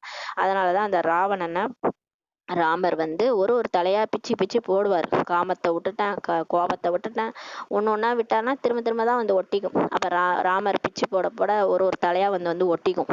அவன் அழியவே மாட்டான் ராவணன். கடைசியா ராமர் வந்து வயிற்றுலதான் அவர் அம்பு விடுவார். வயிறுன்றது தேகாபிமானம். அந்த வயிற்றுல வந்து அம்பு விடும்போது அந்த ராவணன் மடிஞ்சு இறந்துருவான். அதுதான் வந்து நம்ம வந்து எண்ணத்தை விட்டாலும் சரி, நான் காமத்தை விட்டுட்டேன், கோபத்தை விட்டுட்டேன், எதுவுமே எனக்கு இல்லை அப்படின்னு நினைச்சேன்னா வந்து திரும்ப ஒட்டிக்கும். பற்று இருந்தா வந்துடும், கோபம் வந்துடும். ஆசை இருந்தாலும் கோபம் வந்துடும், அகங்காரம் இருந்தாலும் கோபம் வந்துடும். இந்த 5த்துல எதையா நான் விட்டேன்னாலும் எதுவுமே போகாது, எல்லாம் நம்ம கூட தான் இருக்கும். அப்ப எதை விடணும்? தேக அபிமானத்தை விடணும். முற்றிலுமா நான் அந்த தேகமே கிடையாது, நான் ஆத்மா. அந்த பயிற்சி பண்ண அசிரரி ஆக கடவுள்கிட்ட ஆத்மா அபிமானி பயிற்சி பண்ண கடவுளுடைய ஞாபகம் நமக்கு வரும். அவரை நினைக்க நினைக்க நம்ம ஆத்மாவா மாறிடும், ஆத்மா அபிமானி நிலை வந்துடும். அப்பதான் உங்களுக்கு அந்த 5 விகாரங்கள் சுத்தமா போகும். அது வரைக்கும் போகாதுன்னு சொல்லி பாபா சொல்றாரு. இவருக்குள் சக்தி இருக்கிறது என்று நிறைய பேர் சொல்கின்றனர். ஆனால் சக்திக்கான எந்த விஷயமே கிடையாது சொல்லி சொல்றாரு. பிரம்மா பாபாக்குள்ள கூட ஏதோ சக்தி இருக்குது, காட்சி கிடைக்குது, நிறைய பேர் சொல்றாங்க, இங்க வர்றவங்களாம் மாறிடுறாங்க. ஆனால் சக்திக்கான விஷயம்லாம் எதுவும் கிடையாது. இது படிப்பாகும்னு சொல்லி பாபா சொல்றாரு. இது ஒரு படிப்பு. இதுல என்ன ஜீபூம்பா போத்து எல்லாம் மாத்துறாங்க. இங்க போறவங்க எல்லாம் நான்வெஜ் விட்டுறாங்க, இங்க போறவங்க எல்லாம் எல்லாத்தையும் விட்டுறாங்க, 5 விகாரத்தை விட்டுறாங்க, அமைதியா மாறிடுறாங்க, ஏதோ சக்தி இருக்குது அப்படின்னு சொல்றாங்க. அதெல்லாம் ஒண்ணும் கிடையாது. பாபா சொல்றாரு, அதெல்லாம் ஒண்ணும் கிடையாது. இங்க சிவபகவானே வந்து ஆசிரியராகி படிப்பு படிக்க வைக்கிறாரு. குழந்தைகள் வந்து ஆத்மா வந்து பரமாத்மாட்ட வந்து படிக்கிறாங்க. அப்ப ஆத்மா வந்து பரமாத்மா சொல்றதை கேட்கறாங்க. இதுல என்ன ஜீபூம்பா இருக்குது, என்ன சக்தி இருக்குது? எதுவுமே இல்லைன்னு சொல்லி பாபா சொல்றாரு. எப்படி மற்றவர்கள் படிக்கின்றார்களோ அது போலதான் இவர்களும் படிக்கின்றார்கள் சொல்லி பாபா சொல்றாரு. தூய்மைக்காக எவ்வளவு தலையை உடைத்து கொள்ள வேண்டியிருக்கின்றது பாருங்க. தூய்மைக்காக உழைப்பு ரொம்ப தேவைப்படுது சொல்லி சொல்றாரு. ஆகையால் தான் பாபா சொல்கின்றார், ஒருவரை ஒருவர் ஆத்மான்னு பாருங்க. சத்தியுகத்தில் கூட நீங்க ஆத்மா அபிமானியாக தான் இருக்கின்றீர்கள். அங்க நம்ம போனோம்னா அப்ப நம்ம இங்கே மாறணும்ல. சத்தியுகத்துக்கு போனோம்னா ஆத்மா அபிமானியா இங்கே மாறணும். அப்பதான் அங்க போக முடியும். அப்ப எல்லாரையும் ஆத்மாவா பாருங்கன்னு சொல்லி சொல்றாரு. அங்கே ராவண ராஜ்யமே கிடையாது. சத்தியுகத்துல 5 விகாரமே கிடையாது. யாருமே அங்க தேகத்தை பார்க்க மாட்டாங்க. அவ்வளவு அழகா லட்சுமி இருப்பாங்க, அவ்வளவு அழகா நாராயணன் இருப்பாங்க. இருந்தாலும் அவங்க உடலை பார்க்கவே மாட்டாங்க, ஆத்மாவை மட்டும் தான் பார்ப்பாங்க. ஏன்னா அந்த பயிற்சி இங்கேயே பண்ணிட்டு போயிருக்காங்க இல்லையா. அப்ப நம்மளும் இங்கே பண்ணிட்டு போனாதான் அங்க போய் லட்சுமியா நாராயணனா ஆக முடியும். இல்லைன்னா சொர்க்கத்தையே கண்ணால பார்க்க முடியாதுன்னு சொல்லி பாபா சொல்லிட்டாரு. விகாரத்தின் விஷயமே கிடையாது. பாபா சொல்றாரு, விகாரத்தின் விஷயமே அங்க சொர்க்கத்துல கிடையாது. இங்கே ராவண ராஜ்யத்துல அனைவருமே விகாரிகளா தான் இருக்கிறாங்களே, முற்றிலும் விகாரியா இருக்கிறாங்க. ஆகையால் பாபா வந்து நிர்விகாரியா இப்ப ஆக்குகின்றார். நிர்விகாரி ஆகவில்லை என்றால் தண்டனை அடைய வேண்டி வரும் சொல்லி பாபா சொல்றாரு. நம்ம பாபா சொல்ற மாதிரி காமம் கோபம் பற்று ஆசை அகங்காரத்தை விடாமலே அப்படியே கடைசி வரைக்கும் இருந்துட்டோம்னா உடலை விட்டு போகும்போது தண்டனை அடைஞ்சு போகணும்னு சொல்லி பாபா சொல்றாரு. ஆத்மா தூய்மை ஆகாமல் மேலே செல்லவே முடியாது. பாருங்க, நம்ம வந்து மாட்டிக்கிட்டு இது வரைக்கும் மேல போகவே முடியல. பரந்தாமத்துல இருந்து வந்தோம், ஐயோ இந்த பிறப்பிறப்புல இருந்து எனக்கு முக்தி கொடுங்கன்னா எப்படி கிடைக்கும்? நம்ம தூய்மை ஆகாம மேல போகவே முடியாது சொல்லி பாபா சொல்றாரு. கணக்கு வழக்கை முடிக்க வேண்டி இருக்கிறது. நீங்க எல்லா கணக்கு வழக்கையும் இந்த பிறவில முடிக்கணும்னு சொல்லி சொல்றாரு. பிறகும் கூட பதவி குறைந்து போய்விடுகிறது சொல்லி பாபா சொல்றாரு. தூய்மை ஆகாதனால கணக்கு வழக்கையும் முடிச்சாகணும், தூய்மையும் ஆகணும். ரெண்டுமே ஆகலைன்னா இங்கேதான் இருக்கணும், மேலையும் போக முடியாது. சரி, அப்படியே கணக்கு வழக்கு முடிஞ்சா கூட ஆத்மா தூய்மை இல்லாத காரணத்தினால பதவி குறைஞ்சு போயிடுது சொல்லி பாபா சொல்றாரு. பாபா கடைசியா என்ன பார்ப்பாருன்னா, தூய்மை ஆயிட்டீங்களான்னு தான் செக் பண்ணுவாரு. நம்ம தூய்மையே ஆகலை, 5 விகாரத்தை உடலைன்னா பதவி குறைஞ்சிரும் சொல்லி சொல்றாரு. அதாவது பெரிய பதவி கிடைக்காது, சொர்க்கத்துக்கு போக முடியாது, திரேதாயுகம் துவாபரயுகம் அப்படிதான் போக முடியும். அதான் பாபா சொல்றாரு, இந்த ராஜ்யம் ஸ்தாபனை ஆகி கொண்டிருக்கின்றது. இப்ப பாபா ராஜ்யத்தை ஸ்தாபனை பண்ணிட்டு இருக்கிறாரு. சொர்க்கத்துல ஒரு ஆதி சனாதன தேவி தேவதா ராஜ்யம் தான் இருந்தது என்று குழந்தைகள் தெரிந்திருக்கின்றீர்கள். முதலில் கண்டிப்பாக ஒரு ராஜா ராணி தான் இருந்திருப்பாங்க. பாருங்க, சொர்க்கத்துல ஃபர்ஸ்ட் ஒரு ராஜா ராணி தான் இருந்திருப்பாங்க. லட்சுமி நாராயணனோட ராஜ்யம் நடந்திருக்கும். பிறகு வம்சம் உருவாகும். அதுக்கப்புறம் அவங்களுக்கு குழந்தை பிறந்திருக்கும். அவங்களுடைய வம்சம் உருவாகி இருக்கும். அதுக்கப்புறம் ஒரு லட்சுமி நாராயணனா வந்திருப்பாங்க. அதுக்கப்புறம் நிறைய பிரஜைகள் உருவாகின்றனர் சொல்லி பாபா சொல்றாரு. அவர்களுடைய நிலையில் கூட வித்தியாசம் இருக்கும். அந்த ஒவ்வொரு வம்சம் பிரஜைகள்ல கூட நிறைய வித்தியாசம் இருக்கும்னு சொல்லி சொல்றாரு. அவங்களோட நிலையில பணக்கார பிரஜை, ஏழை பிரஜை, மிடில் பிரஜை, அப்படி மாதிரி வித்தியாசம் இருக்கும்னு சொல்லி சொல்றாரு. யாருக்கு முழுமையான நம்பிக்கை இல்லையோ அவர்கள் முழுமையாக படிக்க முடியாது சொல்லி சொல்றாரு.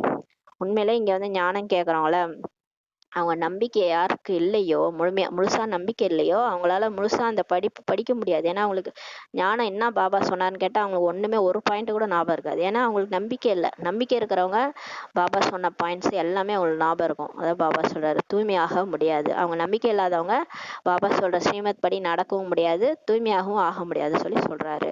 அரை கல்பமாக தூய்மையற்று இருந்தவர்கள் ஒரு பிறவியில் 21 பிறவிகளுக்காக தூய்மையாகி விடுவது என்பது சித்தி விடா என்ன சொல்லி பாபா கேட்கிறாரு. பாருங்களேன், 2500 வருஷம் 63 பிறவியா தூய்மையற்று போய் கிடந்தோம்.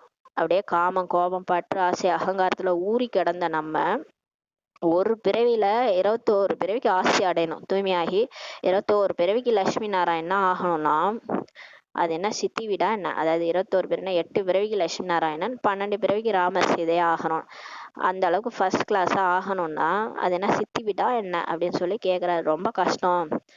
அரை கல்பம் இந்த மாதிரி இருந்தவங்க திடீர்னு ஒரு பிறவிலே தூய்மை ஆகிறது ரொம்ப கஷ்டம்னு சொல்லி சொல்றாரு. முக்கியமானதே காம விகாரத்தின் விஷயமாகும், கோபம் போன்றவற்றின் விஷயம் கூட கிடையாது சொல்லி சொல்றாரு. கோபம் பட்டா கூட அந்த அளவுக்கு பிரச்சனை கிடையாது, ஆனா காமத்துல போகிறதுதான் பெரிய விஷயம்னு சொல்லி சொல்றாரு.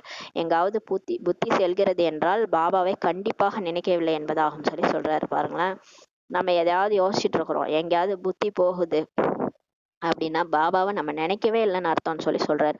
பாபாவின் நினைவு உறுதியாகிவிட்டால் பிறகு எந்த பக்கமும் புத்தியே போகாது சொல்லி சொல்றாரு. பாபான்னு உருக்கி பாபா நினைச்சிட்டே இருக்கிறது பர்ஃபெக்ட் ஆயிடுச்சுன்னா புத்தி எந்த பக்கமுமே போகாது சொல்றாரு. மிக உயர்ந்த குறிக்கோள் இது சொல்லி சொல்றாரு. இதெல்லாம் சாதாரண விஷயம் கிடையாது. அந்த டாக்டர் கலெக்டர் ஆகிறதுக்கே அவ்வளவு மெனக்கெடணும். லட்சுமி நாராயணன் ஆகிறதுனா எவ்வளவு பெரிய குறிக்கோள், சாதாரண விஷயமா என்ன சொல்லி பாபா சொல்றாரு. அது ஒரு பிறவில லட்சுமி நாராயணனா ஆகணும். அது ஃபர்ஸ்ட்ல லட்சுமி நாராயணன் வர்றதுலாம் ரொம்ப கஷ்டம். பிரம்மா பாபா அம்மா தான் அந்த முயற்சி பண்ணி போனாங்க. அதுக்கப்புறம் இருக்கிற 8 லட்சுமி நாராயணன் இருக்கு, அப்புறம் 108 லட்சுமி நாராயணன் இருக்கு. அதுல ஏதாவது வர முடியுமான்னு பார்க்கலாம். அதுவே மிக உயர்ந்த குறிக்கோள்னு சொல்லி பாபா சொல்றாரு. அவ்வளோ டெஸ்ட் பேப்பரை நம்ம கடந்து போகணும். பாபா தூய்மையின் விஷயத்தை கேட்டு நெருப்பில் எரிந்து போகின்றனர். இந்த பாபா வந்து தூய்மையா இருக்கணும், காம விகாரத்துல போகக்கூடாதுன்னு சொன்னா உடனே அவங்களுக்கு கோபம் வருது, நெருப்பில் எரிந்து போகின்றனர் சொல்லி சொல்றாரு. கோபம் வந்துருது. இப்படிப்பட்ட விஷயங்களை யாரும் ஒருபோதும் சொல்வதே இல்லை சொல்லி சொல்றாங்க. இந்த மாதிரி விஷயத்துல நாங்க எந்த சாஸ்திரத்திலையும் எந்த சன்னியாசிகளும் எங்களுக்கு சொன்னது கிடையாது, நீங்க என்ன புதுசா சொல்றீங்க, எந்த சாஸ்திரத்திலும் கிடையாது என்று சொல்கின்றனர். அதை மிக கஷ்டமாக புரிந்து கொள்கின்றனர். இது ஒண்ணுதான் கஷ்டமா இருக்கு, பிரம்மகுமாரிகள்கிட்ட வந்தாலே இந்த விஷயம்தான் ரொம்ப கஷ்டமா இருக்குன்ட்டு புரிஞ்சுக்கிறாங்க. துறவர மார்க்கத்தின் தர்மமே தனிப்பட்டதாகும் சொல்லி சொல்றாரு. ஆனா அந்த சன்னியாசிக தர்மம் இருக்கு இல்லையா, அது வழிமுறையே வேற மாதிரின்னு சொல்லி பாபா சொல்றாரு. அவங்க மறுபிறையை எடுத்து மீண்டும் சன்னியாச தர்மத்துல தான் செல்லணும்னு சொல்லி சொல்றாரு. அவங்க காட்டுக்கு போனாலும் அவங்க வந்து விகாரத்துல விட்டுட்டாலும் அவங்க வந்து விகாரிகள் கையால சாப்பிட்றாங்க. அவங்க போயிட்டு எங்கேயாவது விகாரிகள் அவங்க தேடி வராங்க இல்லையா, இல்லறத்துல இருந்து வராங்க, அவங்க கையால சாப்பிட்றாங்க. அவங்க கையால சாப்பிட்டோன்னே கர்ம கணக்கு உருவாகிடுது. அந்த கர்ம கணக்குனால அடுத்த பிறவில அந்த விகாரிகள்ட்டே போய் பிறந்துடுறாங்க. திரும்ப காம விகாரத்துல தான் பிறந்து வராங்க. அதனால அவங்க திரும்ப சன்னியாசிகளா, அப்புறம் ஒரு வயசு குறிப்பிட்ட வயசுக்கு அப்புறம் திரும்ப சன்னியாசி ஆகி போறாங்க. அவங்க ஏன்னா அவங்களுக்கு அந்த அந்த சம்ஸ்காரம் அப்படியே பதிவாயிரும். அதை வீட்டை விட்டு வெளியே போற சம்ஸ்காரம் அவங்களுக்கு பதிவாயிருக்கிறதுனால ஆத்மால எத்தனை பிறவி எடுத்தாலும் சன்னியாசியா தான் ஆவாங்க. அவங்களது டிஃபரெண்டான வழிமுறைன்னு சொல்லி சொல்றாரு. அதே சம்ஸ்காரத்தை கொண்டு செல்கின்றனர். அதே சம்ஸ்காரம் தான் சன்னியாசம் பண்றது. ஒரு குறிப்பிட்ட வயசானவொடனே வீட்டை விட்டு காட்டுக்கு போயிடுவாங்க. ஏன்னா அவங்களுக்கு சம்ஸ்காரமே அப்படிதான் சொல்லி பாபா சொல்றாரு. உங்களுக்கோ வீடு வாசலை விட வேண்டியதே இல்லை. பாபா நமக்கு சொல்றாரு, நீங்க இல்லற மார்க்கம் வீட்டுல இருந்தே தூய்மையா வாழ்ந்தவங்க. நீங்க சத்தியுகத்துல இருந்து லட்சுமி நாராயணன் ஒன்னாதான் வீட்டுல இருப்பாங்க, தூய்மையா இருந்தாங்க, வீடு வாசலை கவனிச்சுக்கிட்டாங்க. வீட்டை விட்டு வெளியே போய் அவங்க ஆன்மீகத்தை அடையல, அமைதி அடையல. வீட்டிலே இருந்து எல்லார் கூட இருந்தே சந்தோஷமா அமைதியா தூய்மையா வாழ்ந்தாங்க. அதுதான் உங்களுடைய மார்க்கம். உங்களுடையது இல்லற மார்க்கம். நீங்க வீடு வாசலை விட வேண்டிய அவசியமே இல்லை. இந்த கடைசி பிறவில கூட நீங்க அந்த மாதிரி வாழ்ந்துட்டு தான் போகணும், உடலை விட்டு போகணும். வீட்டில் இருந்தாலும் அவர்களுக்கும் இது சங்கமேகம் என்று புரிய வையுங்கள் சொல்லி சொல்றாரு. யார் வீட்டிலே இருக்கிறாங்களோ அவங்களுக்கு கூட இது சங்கமேகம்னு புரிய வைங்க. ஏன்னா கடவுளே வீட்டிலேயே வந்து நம்மளை சந்திக்கிறாரு. நம்ம ஆத்மான்னு புரிஞ்சு பகவானை நினைச்சா எங்க உட்காந்துருந்தாலும் அவரை சந்திக்கலாம். நம்ம காட்டுக்கு போய் தான் சந்திக்கணும்னு அவசியம் கிடையாது. நம்ம வீட்டிலேயே ஆத்மான்னு புரிஞ்சு பகவானை, பரமபிதா பரமாத்மா சிவனை பரந்தாமத்துல இருக்கிறாருன்னு புத்தி மூலமா நினைவு பண்ற யோகம் தான் ராஜயோகம். அதை நம்ம வீட்டில இருந்தே கத்துக்கலாம். பகவானே வந்து நம்ம கத்துக் கொடுக்குறாரு ஆசிரியராகி. அதுதான் வந்து சங்கமயோகம்னு சொல்லி புரிய வைங்கன்னு சொல்லி சொல்றாரு. தூய்மையாகாமல் சத்தியுகத்தில் தேவதையே ஆக முடியாது சொல்லி பாபா சொல்றாரு. நீங்க தூய்மையாகாம எங்க போவீங்க? தூய்மையாகாம சொர்க்கத்துக்கு எப்படி போவீங்கன்னு சொல்லி கேக்குறாரு. இந்த காமம், கோபம், பற்று, ஆசை, அகங்காரத்தை விட்டாதான் சொர்க்கத்தின் வாசல் கேட்டுக்குள்ளாரே போக முடியும். இல்லைன்னா கேட்டுக்கு வெளில தான் நிக்கணும்னு சொல்லி சொல்லிட்டாரு. கொஞ்சம் ஞானம் கேட்டாலும் சத்தியுகத்தில் அவர்கள் பிரஜையாகி விடுகின்றார்கள். யாரெல்லாம் கொஞ்சம் ஞானம் கேட்டாலும் அவங்க பிரஜையா வந்துருவாங்கன்னு சொல்லி சொல்றாரு. நிறைய பிரஜைகள் உருவாகின்றன அல்லவா. இப்ப நிறைய அந்த பாபா நிறைய பிரஜைகள் வந்து உருவாகிறாங்கன்னு சொல்லி பாபா சொல்றாரு. கொஞ்சம் ஞானம் கேட்டாலே அவங்களாம் பிரஜை ஆயிடுறாங்க இல்லையா, அதான் சொல்றாரு. சத்தியுகத்துல மந்திரி கூட இருக்க மாட்டார்கள். சொர்க்கத்துல பாருங்க, மந்திரிக்கான அவசியமே இல்லை. ஆலோசனை யாராவது சொல்லணும், ராஜா போய் மந்திரியை கூப்பிட்டு வந்து ஆலோசனை எல்லாம் கேட்க மாட்டார். ஏன்னா அங்க சுயம் அவங்களே வந்து மனசு புத்தி மந்திரி மாதிரி வேலை செய்யும். மனசு புத்தி அப்படியே பர்ஃபெக்டா இருக்கும். சர்வ சக்திகள் நிறைஞ்சு இருப்பாங்க. அவங்களே ஆலோசனை போய் யாரையும் கேட்க தேவையில்ல, கரெக்டா முடிவு எடுப்பாங்க. பகுத்தறிவு சக்தி நல்லா வேலை செய்யும். அதனால லட்சுமி நாராயணுக்கு மந்திரியே தேவை கிடையாது. ஏனெனில் பாபா முழுமையாக ஞானி ஆக்கி விடுகின்றார். ஏன்னா இங்க வந்து இந்த பிறவியில சங்கமயுகத்துல பாபா கிட்ட முழுமையான ஞானம் கிடைக்குது. ஞானத்தின் மூலமா முழுமையான ஞானி ஆக்கிடுறாரு. அஞ்ஞானிகளுக்கு தான் மந்திரி போன்றோர் வேண்டும் சொல்லி பாபா சொல்றாரு. யார் அஞ்ஞானியோ, ஞானமே யாருக்கு இல்லையோ அவங்களுக்கு தான் மந்திரி வேணும் சொல்லி சொல்றாரு. இப்போது பாருங்கள், ஒருவரை ஒருவர் எப்படி அடித்துக் கொள்கின்றனர். இப்ப பாருங்க, நிறைய ஒருத்தவங்க அடிச்சுக்கிறாங்க. பகை உணர்வு எவ்வளவு கடுமையாக இருக்கிறது சொல்லி பாபா சொல்றாரு. இப்ப பாருங்களேன், கோபம் வந்துட்டா அப்பா மகனே அடிச்சு கொண்டுடுறாங்க. அந்த மாதிரி எல்லாம் நடக்குது இல்லையா. பகை உணர்வு கடுமையா இருக்குது சொல்லி சொல்றாரு. இப்போது நாம் இந்த பழைய சரீரத்தை விடுத்து மற்றொரு சரீரம் எடுக்கின்றோம் என்று நீங்கள் புரிந்து கொள்கின்றீர்கள் சொல்லி பாபா சொல்றாரு. இப்ப நம்ம வந்து இந்த பழைய சரீரத்தை விட போறோம். பாபா மூலமா நம்ம ஞானம் கேட்டு கேட்டு இந்த ஆத்மா வந்து நம்ம தூய்மையாயிரும். ஆத்மா இந்த பழைய உடலை விட்டுட்டு, பாம்பு உடலை விட்டுட்டு போகுது இல்லையா, அமாவாசையில அதோடைய தோலை உரிச்சிட்டு போகும் இல்லையா, அந்த மாதிரி இந்த சரீரத்தை நம்ம விட்டுட்டு இன்னொரு சரீரம் எடுக்கின்றோம் என்று இப்ப புரிஞ்சுக்கிறோம்னு சொல்லி சொல்றாரு. இது பெரிய விஷயமா என்ன சொல்லி பாபா கேக்குறாரு. அவர்கள் துக்கத்தில் இறக்கின்றனர். மற்றவங்க எல்லாம் பாருங்க துக்கத்துலதான் இறந்து போறாங்க. இறக்கும் போது பாருங்க, மனைவி பிள்ளைகள் எல்லாம் நினைச்சிட்டு கவலைப்பட்டுக்கிட்டே இறக்குறாங்க. ஐயோ என்ன ஆவாங்களோன்னு சொல்லிட்டு இறக்குறவங்க கூட நிம்மதியா இறக்க மாட்டாங்க இல்லையா. நீங்க ஆனா சுகத்தோட பாபாவின் நினைவில் செல்லணும்னு சொல்லி சொல்றாரு. ஆனா நம்ம வந்து இந்த உடலை விட்டு போகும்போது சிரிச்சுக்கிட்டே போகணும், சந்தோஷமா போகணும். அடுத்து சொர்க்கத்துக்கு போக போறேன், பாபா கிட்ட போறேன். பாபா என்னை எவ்வளவு நாளா வந்து பாடம் எடுத்து என்னை மாத்திட்டு இருந்தாரு. ஆத்மா உணர்வுல என்னை கொண்டு வந்தாரு. இப்ப நான் ஆத்மா ஆயிட்டேன், ஆத்மா அபிமானிய நிலையை அடைஞ்சிட்டேன். இப்ப இந்த உடலை விட்டு சந்தோஷமா நான் போறேன் அப்படின்ட்டு நீங்க போகணும்னு சொல்லி சொல்றாரு. சுகத்தோட பாபா நினைவுல இந்த உடலை விட்டு போகணும்னு சொல்றாரு. எந்த அளவு தந்தையாகிய என்னை நினைவு செய்வீர்களோ அந்த அளவு மற்ற அனைத்தையுமே மறந்து விடுவீர்கள் சொல்லி சொல்றாரு. பாபா நினைக்க நினைக்க எல்லா விஷயமும் மறந்துடுவீங்கன்றாரு. யாருமே நினைவுல இருக்க மாட்டாங்க கடைசி டைம்ல. எந்த ஒரு தேகாதாரி, எந்த ஒரு பொருள் எதுவுமே நம்ம நினைவுல இருக்காது. அந்த அளவுக்கு நம்ம பிராக்டிஸ் பண்ணியிருந்தா கடைசியில யாருமே நினைவுல வர மாட்டாங்க. ஒரு பாபா தான் நினைவுல இருப்பாரு. எப்போது உறுதியான நம்பிக்கை ஏற்படுமோ அப்போது இந்த நிலை ஏற்படும் சொல்லி சொல்றாரு. ஆனா பாடம் எடுக்கிறது கடவுள் தான்ட்டு நம்பிக்கை இருக்கணும். அந்த நம்பிக்கை யாருக்கு உறுதியா இருக்குதோ அப்போதுதான் இந்த கடைசி நிலை ஏற்படும் சொல்றாரு. நம்பிக்கை இல்லை என்றால் பாபாவின் நினைவில் இருக்கவும் முடியாது. யாருக்கு நம்பிக்கை இல்லையோ அவங்க பாபாவே நம்ப மாட்டாங்க. அப்புறம் எங்க இருந்து பாபா நினைவுல இருக்கிறதுன்னு சொல்லி சொல்றாரு. வெறும் பேரளவில் சொல்கின்றனர். நம்பிக்கை இல்லை என்றால் நினைவு செய்யவே மாட்டாங்கன்னு சொல்லி சொல்றாரு. பாபா பாபான்னு பேரளவு தான் சொல்றாங்க. நம்பிக்கை இல்லைன்னா நினைவு கூட செய்ய மாட்டார்கள் சொல்லி சொல்றாரு. அனைவருக்குமே ஒரே மாதிரியாக நம்பிக்கை இருப்பதில்லை அல்லவா? வரிசை கிரமம் சொல்றாருல பாபா. எல்லாருமே ஒரே மாதிரியா நம்பிக்கை இருக்கிறது இல்ல. மாயை நம்பிக்கையை உடைத்து விடுகிறது. சில டைம்ல அப்படியே நம்ம புத்தியிலே மாயா வந்து உட்காந்துட்டு இதெல்லாம் உண்மைதானா, இது ஏதோ பொய், நிறைய பேர் சொல்றாங்க. பிகேஸே சொல்றாங்க, ஐயோ இதெல்லாம் பொய், இதை நம்ம நம்பிட்டு இருக்கிறோம், உலகம்லாம் அழியாது அப்படின்ட்டு நிறைய மாயா வந்து அவங்களுக்குள்ளாரே பேசுது. அவங்க புத்தியே வந்து என்ன பண்ணுது, இப்படி எல்லாம் சிந்திக்குது. இவங்க சொல்றது பொய், இதை போய் நம்ம டெய்லி கேட்டுட்டு இருக்கிறோமே, இது உண்மையாலே கடவுள் தான் சொல்றாரா அப்படின்லாம் மாயா வந்து என்ன பண்ணுது, அவங்களுக்குள்ளாரே பேசி அவங்க புத்தியே என்ன பண்ணும், மாயா வேலை பண்ணும். மாயா அந்த 5 விகாரங்கள் ஏதாவது ஒண்ணு வந்து நம்மள கெடுத்துட்டு இருக்கும். அதான் பாபா சொல்றாரு, மாயை வந்து நம்பிக்கையை உடைச்சிடுது சொல்லி சொல்றாரு. எப்படி நம்பிக்கையோ அப்படியே ஆகி விடுகின்றார்கள். அவங்களுக்கு எப்படி நம்பிக்கை இருக்குதோ அந்த மாதிரி ஆயிடுறாங்கன்னு சொல்லி சொல்றாரு. முதலில் பாபா மீது நம்பிக்கை வேண்டும். பாபா சொல்றாரு, இன்னைக்கு முரளி ஃபுல்லா இதான் சொல்றாரு. முதல்ல பாபா சிவபாபா கடவுள் மேல நம்பிக்கை இருக்கணும். அவர் தான் வந்து எனக்கு பாடம் எடுத்துட்டு இருக்காரு. இவர் தந்தையா இல்லையா என்று சந்தேகம் வருமா என்ன சொல்லி கேட்கறாரு பாருங்க. சில பேர் அந்த மாதிரிலாம் இந்த பாடம் எடுக்கிறது கடவுள் தானா இல்லையா, அவர் நம்ம அப்பா தானா, இப்படி எல்லாம் சந்தேகம் வருமா என்ன சொல்லி பாபா கேட்கிறாரு. ஏன்னா அது மாதிரி இருக்கிறாங்க, நிறைய பேர் கேட்கறாங்க, இது எப்படி நம்புறீங்கன்னு சொல்லி கேக்குறாங்க. நிறைய பேர் அந்த மாதிரி இருக்கிறாங்க. அதனாலதான் சொல்றாரு பாபா, எல்லையற்ற தந்தை தான் ஞானம் கொடுக்கின்றார். இப்ப எல்லையற்ற கடவுளே வந்துதான் ஞானம் கொடுக்கின்றார். சிருஷ்டியின் படைப்பவர் மற்றும் படைப்பை பற்றி தான் தெரிந்திருக்கவில்லை என்று இந்த பிரம்மா பாபா கூட சொல்கின்றார். பாருங்க, இந்த 4 பக்கம் முரளினா பிரம்மா பாபாவை சொன்னாரு. அவரே சொல்றாரு, இந்த படைப்பவர் படைப்பு பத்தி எல்லாம் எனக்கு எதுவுமே தெரியாதுன்னு அவரே சொல்றாரு. அப்ப இது யார் சொல்லியிருப்பாங்க?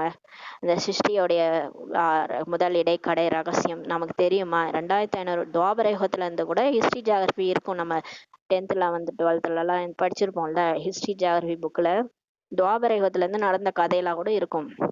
நீங்க கூகுள்ல போய் சர்ச் பண்ணி பார்த்தீங்கன்னா நிறைய கதைகள் யாரை பத்தி போட்டாலும் இப்ராஹிம் கதையெல்லாம் வரும். இந்த அல்லாஹ், அந்த பைபிளோடைய குரானுடைய கதைகள்லாம் அந்த 2500 வருஷம் கிபி இந்த கதைகள் எல்லாமே வரும். ஆனா அந்த துவாபர யுகத்துக்கு முன்னாடி என்ன நடந்ததுன்னே தெரியாது. அது யாருக்குமே தெரியாது.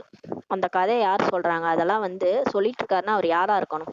இந்த பிரம்மா பாபா ஒன்றும் சொல்றது இல்ல. அவர் யாரா இருக்கணும் சொல்றாருன்னா? அப்ப அவர் தானே சொல்லிட்டு இருக்கிறாரு. எனக்கு யாரேனும் சொல்வார்களா என்ன சொல்லி சொல்றாரு. எனக்கு பிரம்மா, இப்ப பிரம்மா பாபா சொல்றாரு, எனக்கு யாராவது இந்த கதையெல்லாம் சொல்லியிருப்பாங்களா என்ன? எனக்கு வந்து இந்த 2500 வருஷத்துக்கு முன்னாடி சத்தியகம் திரேதாயுகத்துல நடந்த கதையெல்லாம் யாராவது சொல்லியிருப்பாங்களா என்ன?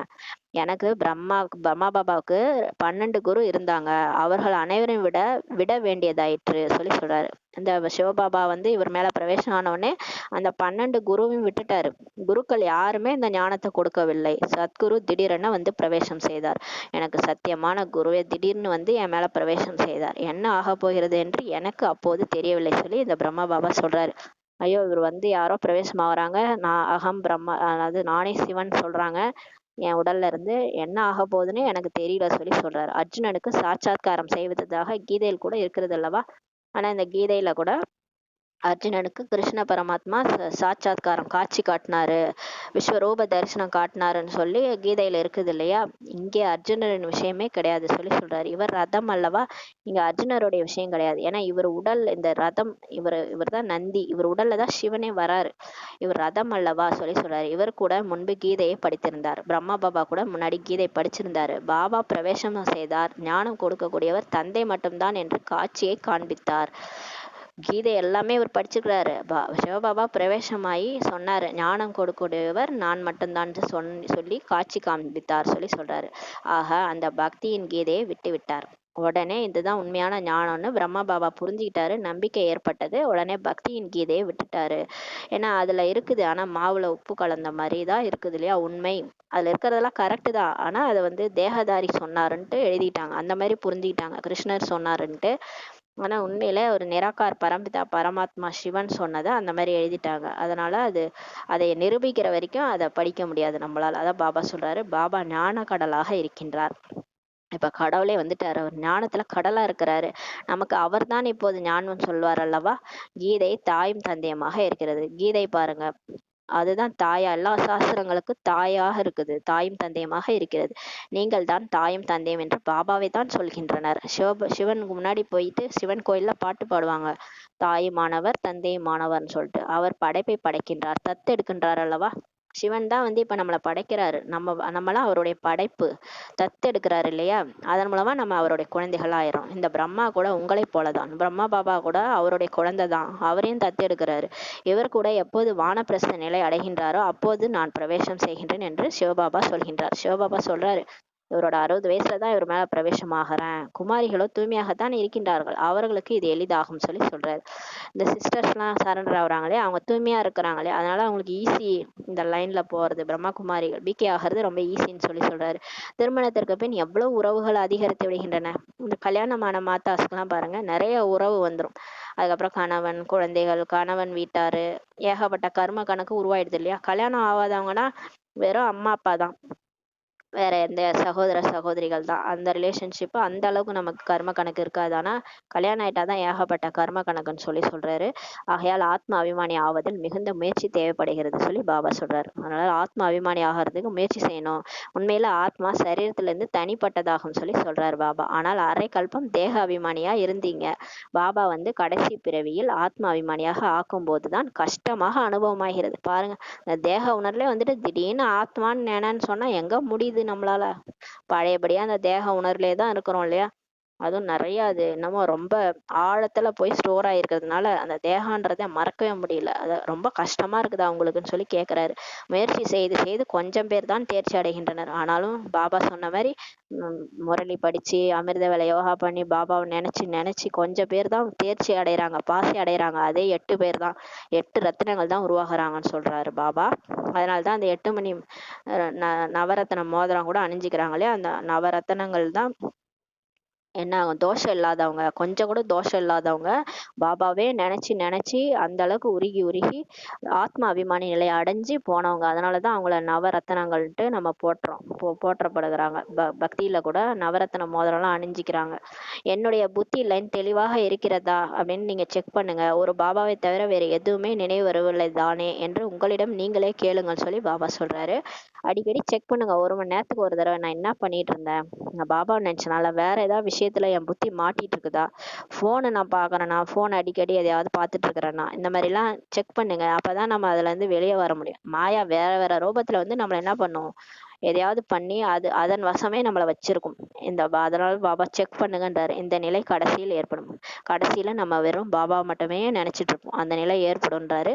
ஆத்மா அபிமானி ஆவதுல தான் மிகுந்த உழைப்பு இருக்கிறது சொல்லி பாபா சொல்றாரு. நல்லது, ஆனா இது ரொம்ப உழைக்கணும்னு சொல்லி பாபா சொல்றாரு. இனிமேலும் இனிமையான காணாமல் போய் கண்டெடுக்கப்பட்ட செல்லமான குழந்தைகளுக்கு தாயும் தந்தையுமான பாப் தாதாவின் அன்பு நினைவுகள் மற்றும் காலை வணக்கங்கள். ஆன்மீக குழந்தைகளுக்கு ஆன்மீக தாய் தந்தையின் நமஸ்தே. நாம் ஆன்மீக குழந்தைகள் ஆன்மீக தாய் தந்தைக்கு நமஸ்தே நமஸ்தே நமஸ்தே. தாரணைக்கான முக்கிய சாரம். ஃபர்ஸ்ட் பாயிண்ட், ஞானத்தின் மூலம் தன்னுடைய பார்வையை மாற்றம் செய்ய வேண்டும். நம்ம இது வரைக்கும் தேகத்தையே பார்த்துட்டு இருந்தோம். இனிமே நம்ம வந்து ஆத்மாவை பார்க்குற பயிற்சி செய்யணும். ஆத்ம அபிமானி ஆகி விகார எண்ணங்களை முடித்து விட வேண்டும். எந்த விகாரத்தின் துர்நாற்றமுமே இருக்கக்கூடாது. தேகத்தின் பக்கம் பார்வை முற்றிலும் போகவே கூடாது சொல்லி பாபா சொல்றாரு. 2வது பாயிண்ட், எல்லையற்ற தந்தை தான் நமக்கு கற்பிக்கின்றார் என்ற நம்பிக்கை உறுதியாகும் போதுதான் நினைவும் உறுதியானதாக இருக்கும் சொல்லி பாபா சொல்றாரு. மாயை நம்பிக்கையிலிருந்து நம்மை கொஞ்சம் அசைத்து விடக்கூடாது என்பதில் கவனமாக இருக்க வேண்டும் சொல்லி பாபா சொல்றாரு. நல்லா படிச்சுட்டே இருப்போம், திடீர்னு நம்மள மாயா வந்து புத்தியில உட்காந்துட்டு இது இது பாபா தான் கற்பிக்கிறாரா, இது தந்தை தான் சொல்றாரா அப்படின்லாம் கூட டவுட் வர ஆரம்பிக்கும். அந்த மாதிரி மாயா நம்மள நம்பிக்கையில இருந்து அசைக்க கூடாது சொல்லி கவனமா இருக்க சொல்லி பாபா சொல்றாரு. அட்டென்ஷன் இருக்கணும்னு சொல்லி சொல்றாரு. வரதானம், சேவா பாவனையில் சேவை செய்து கொண்டு முன்னேற்றம் அடைந்து முன்னேற்றத்தை செய்ய வைக்கும் நிர்விக்ன சேவாதாரி ஆகுகன்ற வரதானம் கொடுக்குறாங்க. சேவை பாவனை, நம்ம அந்த சுத்தமான பாவனை, சேவை பாபாவுடைய சேவை செய்யணும். நம்ம வந்து இது நான் செய்யறேன்னு இல்லாம இது பாபாவுடைய சேவை. பாபா என்னை கருவியாக்கி செய்ய வச்சிருக்கிறாரு. அந்த மாதிரி பாவனையில சேவையை செய்துட்டு முன்னேற்றம் அடைஞ்சு மற்றவங்களையும் முன்னேற்றத்தை செய்ய வைக்கக்கூடிய நிர்விக்னம், தடைகளை வென்ற சேவாதாரி ஆகுகன்ற வரதானம் கொடுக்குறாரு. சேவா என்ற பாவனை வெற்றியை தரும். ஒருவேளை சேவையில் நான் என்ற பாவனை வந்துச்சுன்னா அதை சேவையின் பாவனை என கூறவே முடியாது. நான் செய்யறேன்னா அது சேவையே கிடையாதுன்னு சொல்லி பாபா சொல்லிட்டாரு. பாபா கருவியாக்கி என்ன கருவியாக்கி இந்த சேவையை பண்ணிட்டு இருக்காரு. பாபா தான் இந்த சேவை பண்ணிட்டு இருக்கிறாரு. அந்த மாதிரி உணர்வு வரணும், சேவை பாவனை வரணும். ஏதாவது 3 சேவையில் ஒருவேளை நான் என்ற உணர்வு கலந்து விட்டது எனில் முயற்சி அதிகமாக, சமயம் அதிகமாக ஈர்க்கப்படும் மற்றும் தான் திருப்தியாகவே இருக்க முடியாது சொல்லி சொல்றாரு.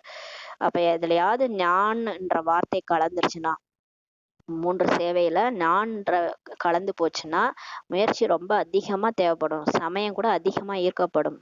எந்த சேவை?